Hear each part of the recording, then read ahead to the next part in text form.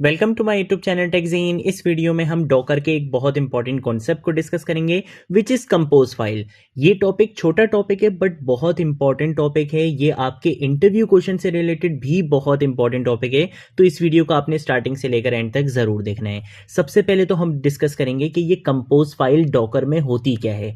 Compose file को आप basically कह सकते हो कि ये आपके पास एक ऐसा टूल होता है जिसमें हम क्या कर सकते हैं, मल्टीपल कंटेनर्स को बहुत ईजीली मैनेज कर सकते हैं। ठीक है, क्या होता है, ये एक ऐसा टूल होता है जिसके अंदर हम मल्टीपल कंटेनर्स को बहुत इजीली मैनेज कर सकते हैं। कैसे मैनेज करेंगे, कैसा टूल है ये, क्या कोई डाउनलोड करना पड़ेगा, इंस्टॉल करना पड़ेगा? नहीं भाई, ये एक ऐसा टूल है कि आपने सिंपल क्या करना है, अपनी प्रोजेक्ट डायरेक्टरी में एक फाइल क्रिएट करनी है और उस फाइल की जो एक्सटेंशन होगी वो एक्सटेंशन होगी यमल। यमल क्या होता है? Yamal basically yet another markup language, ये इसकी फुल फॉर्म होती है। इसमें बेसिकली होता क्या है कि इसमें आपके पास कोई कर्ली ब्रैकेट्स या इस तरीके की चीजें नहीं होती, बल्कि आप क्या करते हो, ह्यूमन रीडेबल फॉर्म में, बहुत इजी फॉर्म में आप क्या करते हो, यहां पे कॉन्फ़िगरेशन कर रहे होते हो और यहां पे कर्ली ब्रैकेट्स का कॉन्सेप्ट नहीं होता। यहां पे हम क्या करते हैं, इंडेंटेशन का यूज करते हैं, यानी कि स्पेसिंग देकर हम क्या कर रहे होते हैं, सारी चीजों को मैनेज कर रहे होते हैं। होता क्या है, यमल क्या है, बेसिकली एक ऐसा सिंटेक्स है ह्यूमन रीडेबल फॉर्म में हम क्या कर सकते हैं, अपनी फाइल की बेसिकली कॉन्फ़िगरेशन यहां पर लिख रहे होते हैं। अब किस चीज की कॉन्फ़िगरेशन लिखनी है? ठीक है, चलो एक चीज हमें समझ में आ गई कि कंपोज फाइल क्या होती है, बेसिकली यमल एक्सटेंशन के साथ बनती है, यानी कि इसके अंदर हम ह्यूमन रीडेबल फॉर्म में कॉन्फ़िगरेशन कर रहे होते हैं। कॉन्फ़िगरेशन किस लिए कर रहे होते हैं? ताकि हम मल्टीपल कंटेनर्स को बहुत ईजिली मैनेज कर सकें। अब इसकी नीड ही क्यों हुई? आपने देखा था यार, अभी तक हम जितना काम कर रहे थे ना, काफी बड़ी बड़ी कमांड्स थी। अब हमें वो कमांड्स बार बार लिखनी पड़ रही थी, हमें वो बार बार कमांड्स एग्जीक्यूट करनी पड़ रही थी। फिर अभी तो हम जो जिस टेक्नोलॉजी पे काम कर रहे थे वो एक ही टेक्नोलॉजी थी, जैसे हम एक सिंपल नोड एप्लीकेशन पे काम कर रहे थे। बट अगर हम किसी फुल स्टैक एप्लीकेशन पे काम कर रहे हैं, किसी मर्न स्टैक एप्लीकेशन पे काम कर रहे हैं, जहां पे हमारे पास मोंगोडीबी की भी चीजें हैं, जहां पे हमारे पास नोड जेएस, एक्सप्रेस जेएस भी है, जहां पे हमारे पास फ्रंट एंड पे रिएक्ट भी है। अब यहाँ पे इसके लिए हमें मल्टीपल कंटेनर्स को मैनेज भी करना है, इनकी इमेजेस क्रिएट करनी है, काफी सारी चीजें हैं।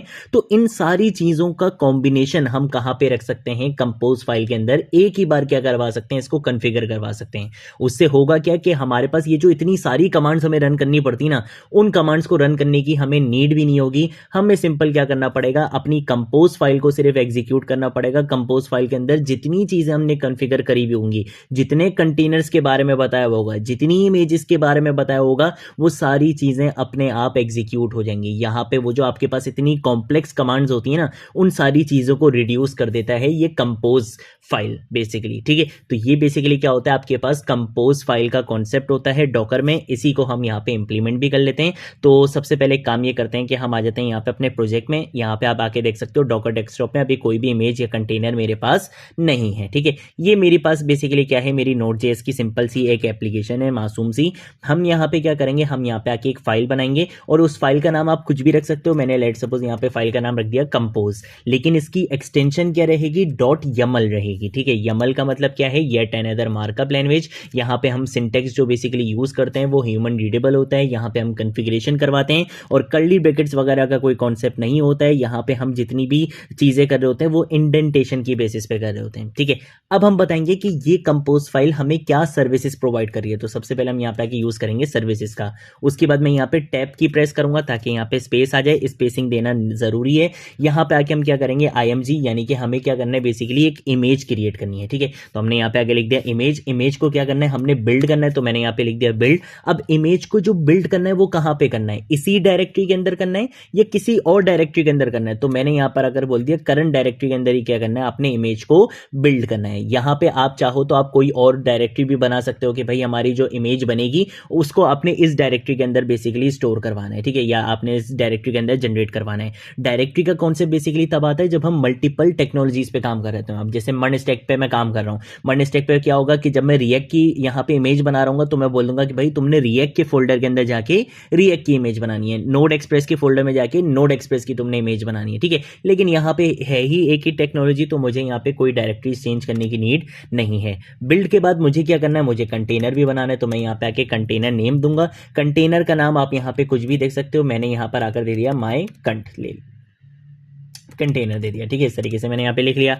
देन उसके बाद हमें यहाँ पे बताना होता है पोर्ट्स, ठीक है। तो हम यहाँ पे आके पोर्ट्स का यहाँ पे यूज करेंगे और पोर्ट्स के अंदर आपकी जो एप्लीकेशन है वो किस पोर्ट नंबर पे रन हो रही है और आपने अपने कंटेनर को किस पोर्ट नंबर पे रन करना है, दोनों चीजें आपने यहाँ पे बतानी होती है। मेरी जो एप्लीकेशन है वो 4000 पे रन हो रही है और मुझे कंटेनर में भी 4000 पोर्ट नंबर पे ही इस चीज को रन करना है।